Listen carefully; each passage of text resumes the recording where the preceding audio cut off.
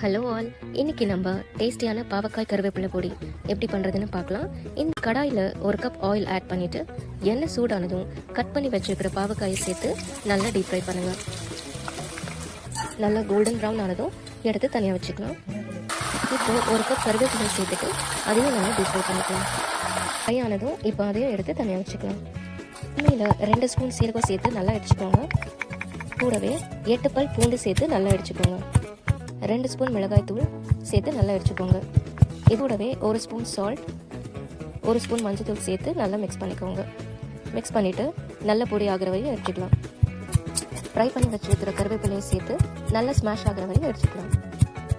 Fry பண்ணி வச்சுருக்கிற பாவக்காயோட add பண்ணிவிட்டு ஏற்கனவே பவுடர் பண்ணி வச்சுருக்கிற வேர்க்கடலையை சேர்த்து நல்லா எல்லாமே கலந்து வர மாதிரி மிக்ஸ் பண்ணிக்கோங்க. இது கையால் மிக்ஸ் பண்ணிக்கலாம். அப்போ தான் பாவக்காய் நல்லா சின்ன சின்னதாக வரும். அவ்வளோதான், டேஸ்டி அண்ட் ஹெல்த்தி பாவக்காய் கருவேப்பிலை பொடி ரெடி. நீங்களும் ட்ரை பண்ணி பாருங்கள், கண்டிப்பாக உங்களுக்கும் பிடிக்கும்.